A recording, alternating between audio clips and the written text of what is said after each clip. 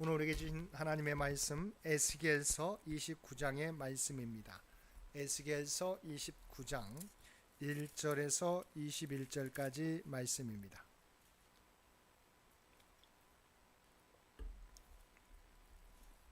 에스겔 29장 1절에서 21절까지 우리 한 절씩 교독합니다. 열째 달 12째 날에 여호와의 말씀이 내게 임하여 이르시되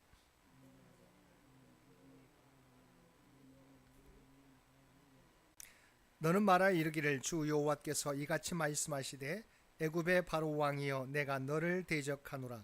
너는 자기의 강들 가운데 누운 큰 악어라. 스스로 이르기를 나의 이 강은 내 것이라. 내가 나를 위하여 만들었다 하는도다.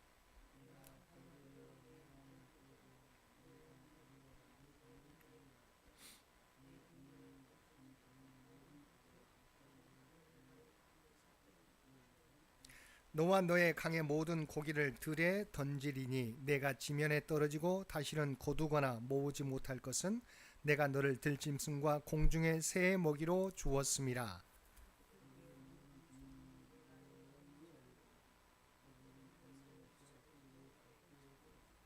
그들이 너를 손으로 잡은즉 내가 부러져서 그들의 모든 어깨를 찢었고 그들이 너를 의지한즉 내가 부러져서 그들의 모든 허리가 흔들리게 하였느니라.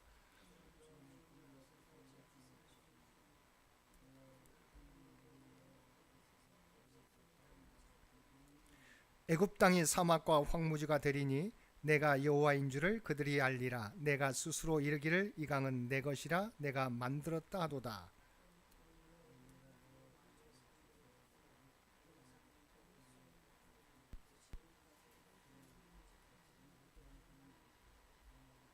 그 가운데로 사람의 발도 지나가지 아니하며 짐승의 발도 지나가지 아니하고 거주하는 사람이 없이 40년이 지날지라.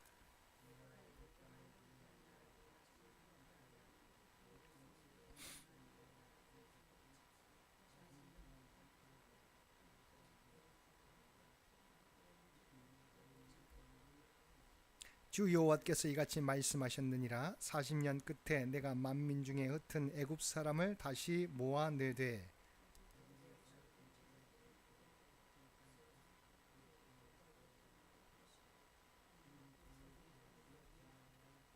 나라 가운데 지극히 미약한 나라가 되어 다시는 나라들 위에 스스로 높이지 못하리니 내가 그들을 감하여 다시는 나라들을 다스리지 못하게 할 것임이라.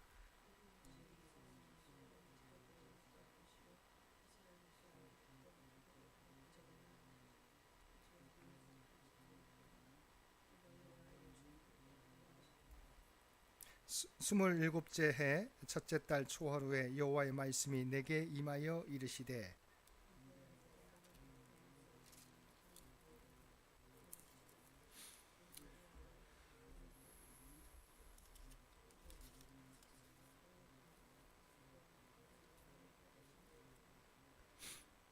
그러므로 주 여호와께서 이같이 말씀하셨느니라. 내가 애굽 땅을 바벨론의 느부갓네살 왕에게 넘기리니 그가 그 무리를 잡아가며 물건을 노력하며 빼앗아 갈 것이라. 이것이 그 군대의 보상이 되리라.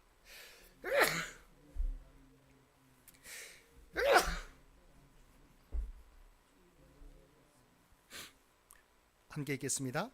그날에 나는 이스라엘 족속에게 한 뿔이 돋아나게 하고 또 내가 그들 가운데서 입을 열게 하리니 내가 여호와인 줄을 그들이 알리라. 아멘. 오늘도 말씀과 기도로 수요일 하루를 시작하는 모든 성도들 가운데 하나님의 놀라운 은혜가 언제나 함께하여 주시기를 주님의 이름으로 간절히 축원드립니다. 오늘 살펴볼 말씀은 에스겔서 29장의 말씀입니다. 1절에서 16절까지 말씀은 애굽에 대한 심판 예언 기사로서 한 악어와 한 갈대 지팡이의 두 비유를 통한 애굽 심판 예언의 내용입니다. 먼저 1절과 2절은 예언이 주어진 시점 및 예언의 대상인 애굽 왕과 온 애굽을 향한 예언 선포 명령을 보도하고 있습니다. 본문에 의하면 애굽을 향한 예언은 BC 587년 10월 12일에 주어졌습니다. 다음 3절에서 7절은 나일강의 악어와 물고기 비유를 통하여 바로와 그 백성에 대한 심판을 계략적으로 선언하고 헛된 갈대 지팡이 비유를 통하여 애굽이 선민에게 끼쳐온 해악에 대하여 지적하고 있습니다. 여기서 애굽과 그 백성을 나일강의 악어와 물고기에 비유한 것은 나일강이 애굽의 상징이기 때문입니다. 그리고 6절 후반절에서 7절을 보면 애굽을 갈대 지팡이로 표현하는 내용이 나옵니다. 여기서 지팡이는 도움이나 의지할 만한 것을 상징합니다. 그런데 누구도 갈대를 재료로 삼아 지팡이로 삼지 않습니다.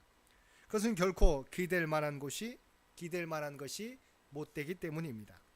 이러한 본문은 오랫동안 자신을 신으로 자처한 애굽 왕에게 수치스러운 표현입니다. 당시 애굽은 근동 지역에서 전통적인 강대국이었습니다. 애굽은 메소포타미아 지역에서 아수르나 바벨론 제국이 일어나기 전까지만 해도 근동 지역의 맹주였으며 아수르와 바벨론 제국이 일어난 후에도 여전히 강대국의 지위를 유지하였습니다. 애굽의 지위가 그러하였기에 이스라엘의 입장에서 보면 애굽은 도움을 받을 수 있고 의지할 만한 지팡이로 보였습니다. 애굽 스스로도 자신들을 이스라엘을 도울 수 있는 지팡이로 자처하였습니다. 특히 그들은 유다가 바벨론의 영향력 가운데 있을 때 자신들이 유다를 도울 수 있고 또한 반드시 도울 것임을 강조하며 유다로 하여금 바벨론을 배반하도록 부추겼습니다.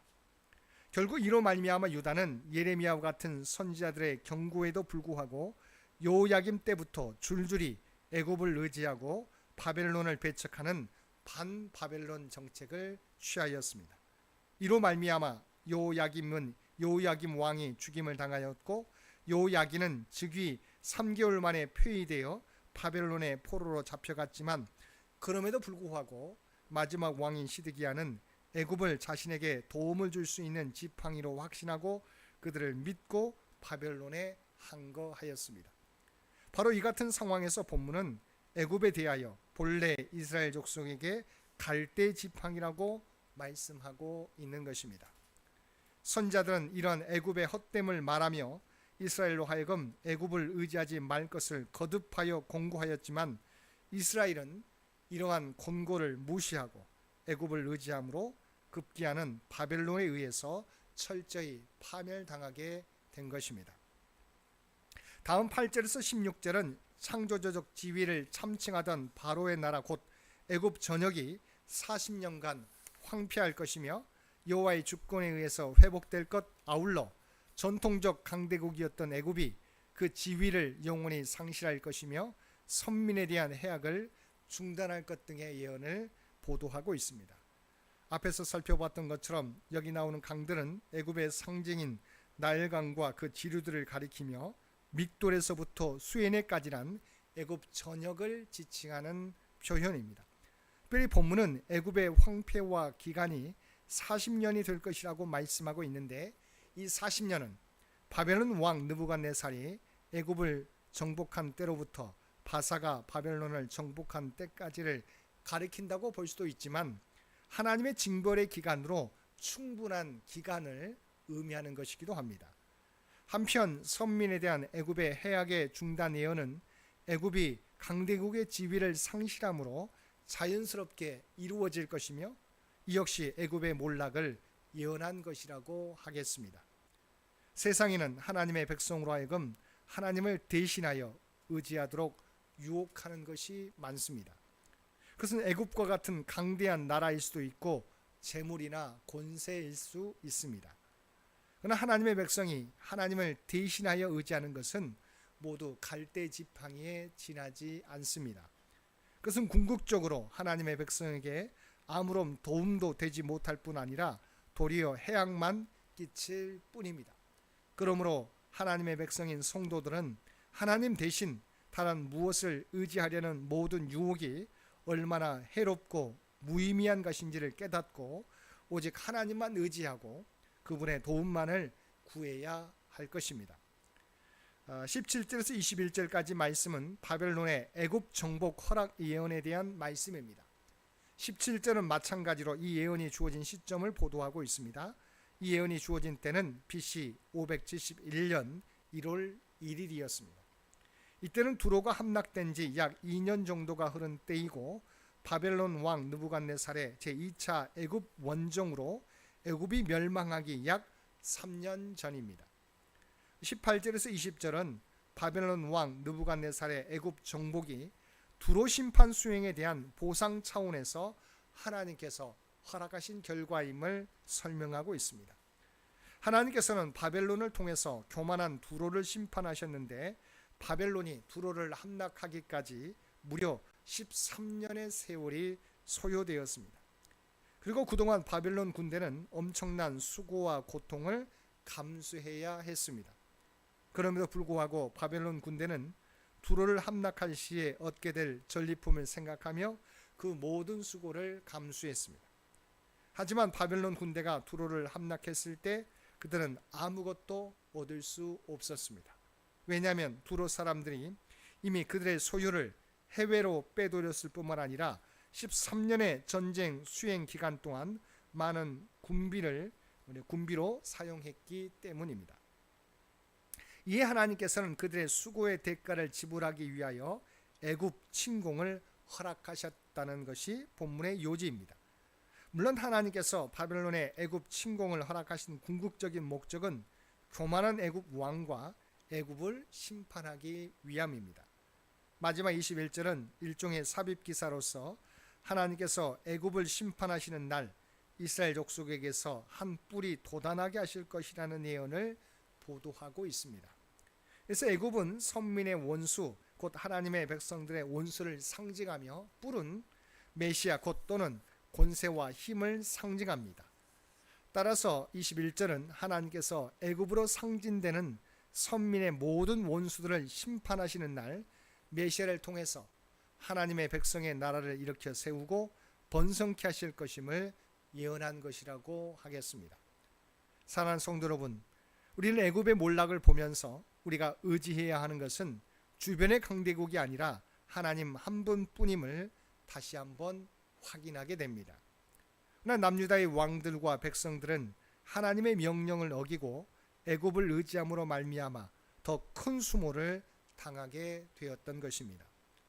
이 땅에서 살아갈 때 세상의 권력과 물질을 의지하지 않고 하나님만을 의지하며 나아가므로 하나님이 인도하시는 놀라운 은혜를 누리며 살아가는 저와 여러분 모두가 되시기를 주님의 이름으로 간절히 축원드립니다. 함께 기도드리겠습니다. 사랑과 은혜가 충만하신 아버지 하나님, 오직 우리의 피난처는 하나님 한 분뿐인 줄 믿습니다. 우리로 하여금 강대국이나 세상 권력이나 물질을 의지하지 않게 하시고 오직 만군의 하나님을 의지하며 나아가는 저희들 되게 하여 주옵소서. 그리고 우리가 하나님 앞에서 살아가게 될 때 하나님께서 우리의 삶을 책임져 주심을 믿고 담대하게 믿음의 길을 걸어가는 저희 모두가 되게 하여 주옵소서. 오늘도 이 나라와 이 민족을 기억하여 주시고 오직 하나님의 뜻 가운데 통치하시고 인도하여 주시기를 원합니다. 교회 창립 100주년을 준비하며 나아가는 창현재단을 기억하여 주시고 우리가 준비하는 모든 것을 통해서 하나님의 계획하신 바가 이루어지게 하여 주옵소서. 하나님의 뜻을 성취해 갈 수 있는 창현재단이 되게 하여 주옵소서. 다음 선교 100년을 준비하는 데 부족함이 없게 하여 주옵소서. 육신의 연약함 가운데 있는 죄 백성들을 기억하여 주시고 하늘의 복으로 채워주시기 원합니다. 주님을 의지하며 나아가는 죄 백성들 한 사람 한 사람을 기억하여 주시고 그들 모두 위에 하나님의 놀라운 치유와 회복의 역사를 허락하여 주옵소서. 사랑하는 자녀 손들을 기억하여 주시고 오직 믿음을 찾기 힘든 이 시대 가운데 사랑하는 자녀들이 믿음을 지키며 다음 세대를 이끌어갈 수 있는 믿음의 주역들로 온전히 서게 하여 주시옵소서. 그들에게 주신 꿈과 비전을 준비해 가게 될 때 하나님의 지혜와 능력으로 그들을 인도하여 주옵소서. 특별히 바라옵기는 중동에서 벌어지는 전쟁 가운데 함께해 주시길 원합니다.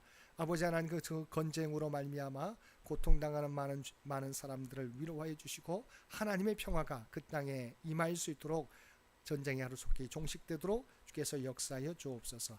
오늘도 우리에게 복된 하루를 허락해 주신 것 진심으로 감사드립니다. 날마다 주님과 동행하며 살아가는 우리 모두가 되게 하여 주옵소서. 특별히 사순절 절기를 보내고 있는 저희들 그리스도의 십자가 은혜를 기억하고 그 은혜에 합당하게 살아가는 우리 모두가 되게 하여 주옵소서. 우리가 발을 딛고 살아가는 삶의 현장 가운데 그리스도의 아름다운 향기와 선한 영향력을 나타내며 살아가는 우리 모두가 되게 하여 주옵소서. 이 모든 간구 우리를 구원하여 주신 예수님의 이름으로 간절히 기도드리옵나이다. 아멘.